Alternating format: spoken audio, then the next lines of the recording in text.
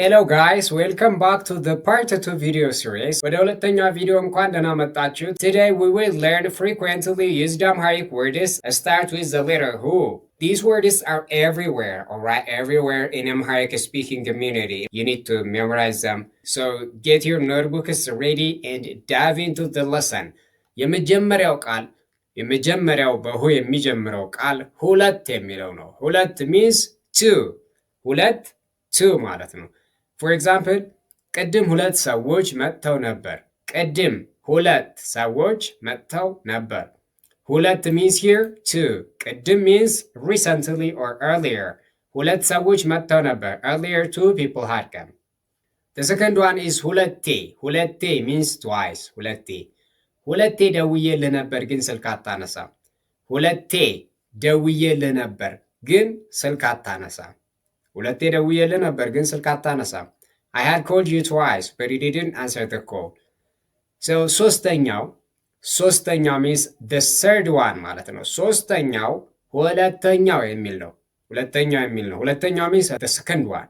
ሁለተኛው ፎቅ ላይ ውጣ። Go out on the second floor. Go out. ውጣ means go out. አራተኛው the fourth one is ሁሉም ነገር means everything. ሁሉም ነገር ለበጎ ነው፣ አትጨነቅ። ሁሉም ነገር ለበጎ ነው፣ አትጨነቅ። Everything happens for good, so don't worry. አምስተኛው ሁለቱም የሚል ነው። ምን የሚል ነው? ሁለቱም means both of them. ለምሳሌ ሁለቱም አሉ። Both of them are present. ስድስተኛው ሁሉንም means everything. everything. ለምሳሌ እሱ ሁሉንም ነገር ያውቃል።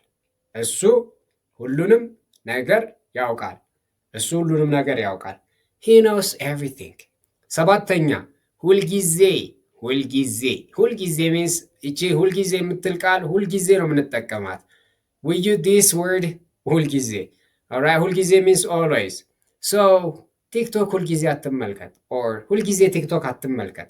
Don't always watch TikTok. ስምንተኛው the eighth one. ስምንተኛው ምን ይላል? ሁኔታ ይላል። ሁኔታ means condition, circumstance, situation. ለምሳሌ አሁን ያለህበት ሁኔታ ጥሩ አይደለም። The condition you are in right now isn't good. አሁን means now. ያለህበት means you are in. ሁኔታ means situation. ጥሩ means good. አይደለም means not. Okay, ዘጠነኛ አትበሉ። Okay, ዘጠነኛ ነው እንጂ ዘጠነኛ አይባልም። ዘጠነኛ means the ninth one. ሁን ይላል። ሁን means be. We use this for command someone. ለምሳሌ እባክህ ጥሩ ሰው ሁን። እባክህ means please. Let me beg you. እባክህ ጥሩ ሰው ሁን። እባክህ means please. ጥሩ means good. ሰው means man, person. ሁን means be. Please be a good person. አስረኛው ሁከት means chaos or disturbance. ውጭ ላይ ሁከት ተቀስቅሷል። ውጭ means outside. ውጭ ላይ ሁከት ተቀስቅሷል means there is chaos outside. 11ኛው this is a bonus. ይሄ ጉርሻ ነው። ጉርሻ ታውቃላችሁ? ጉርሻ means a tip or a bonus. ሁለት ቀን means 2 days. ስራውን በሁለት ቀናት ውስጥ እንድትጨርስ እፈልጋለሁ።